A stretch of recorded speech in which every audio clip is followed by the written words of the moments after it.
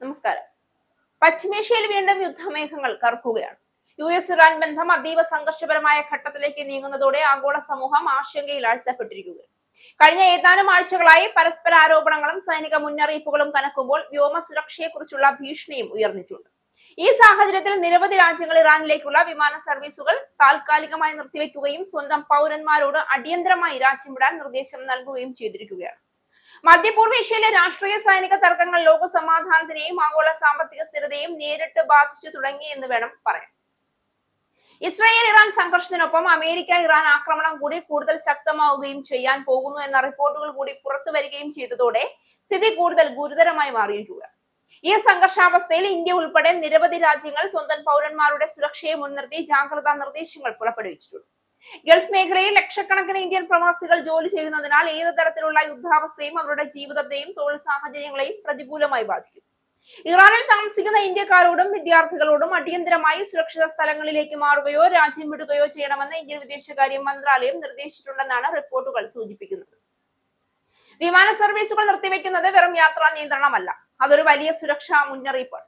വ്യോമപാതകളുടെ സുരക്ഷ ഉറപ്പാക്കാനാകാത്ത സാഹചര്യത്തിൽ രാജ്യങ്ങൾ ഇത്തരം കടുത്ത തീരുമാനങ്ങൾ കൈക്കൊള്ളുന്നത് ഭീഷണിയുടെ ഗൗരവം വ്യക്തമാക്കുന്നതാണ്. അന്താരാഷ്ട്ര സമൂഹം നയതന്ത്രപരമായ ഇടപെടലുകൾ ശക്തമാക്കാതെ പോയാൽ പ്രദേശം വീണ്ടും ഒരു വിപുലമായ സൈനിക സംഘർഷത്തിലേക്ക് വഴിമാറാനുള്ള സാധ്യത തള്ളിക്കളയാനാവില്ല. ലോകം മുഴുവൻ ഉറ്റുനോക്കുന്ന ഈ പ്രതിസന്ധി സമാധാനത്തിനായുള്ള അടിയന്തര ഇടപെടലിന്റെ ആവശ്യകതയെ വീണ്ടും ഓർമ്മപ്പെടുത്തുകയാണ്. ഇതിനിടയിൽ ബ്രിട്ടനും ഇറാനിലെ നയതന്ത്ര ഉദ്യോഗസ്ഥരെ താൽക്കാലികമായി പിൻവലിച്ചു. US ആക്രമണ ഭീഷണി ശക്തമായി തുടരവെയാണ് നടപടി. ആക്രമണം ഉണ്ടാകുമെന്ന് പ്രസിഡന്റ് ഡൊണാൾഡ് ട്രംപ് US കോൺഗ്രസിലെ വാർഷിക പ്രസംഗത്തിലും ആവർത്തിച്ചിരുന്നു. ഇന്ത്യ, ചൈന, കാനഡ തുടങ്ങിയ രാജ്യങ്ങളും പൗരന്മാരോട് ഇറാൻ വിടാൻ നിർദ്ദേശിച്ചിട്ടുണ്ട്. അണുവായുധ പദ്ധതി ഉപേക്ഷിക്കാമെന്ന കരാറിലെത്തിയില്ലെങ്കിൽ ഇറാനെ ആക്രമിക്കുമെന്നാണ് ട്രംപിന്റെ മുന്നറിയിപ്പ്. അതിനിടെ ധാരണയ്ക്ക് അവസാന ശ്രമമെന്ന നിലയിൽ ഒമാന്റെ മധ്യസ്ഥതയിൽ ജനീവയിൽ വ്യാഴാഴ്ച നടന്ന ഇറാൻ US ചർച്ച പൂർത്തിയായി.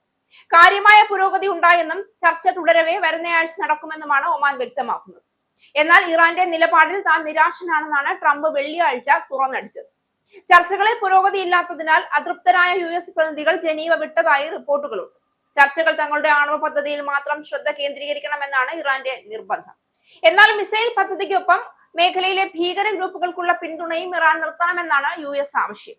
ട്രംപിന്റെ ഈ നിബന്ധനകൾ അംഗീകരിക്കില്ല എന്ന് ഇറാൻ ഉറച്ചുനിന്നു. അതേസമയം ഇറാൻ ചുറ്റുമുള്ള US സൈനിക സാന്നിധ്യം വർദ്ധിപ്പിച്ചതിനാൽ ടെഹ്റാനിലേക്കുള്ള വിമാനങ്ങൾ തുർക്കി വെള്ളിയാഴ്ച രാത്രി റദ്ദാക്കി.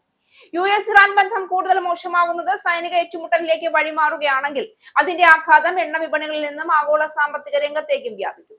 അതിനൊപ്പം ഗൾഫ് മേഖലയിൽ ജോലി ചെയ്യുന്ന ലക്ഷക്കണക്കിന് പ്രവാസികളുടെയും സുരക്ഷ വലിയ ചോദ്യചിഹ്നമാകും.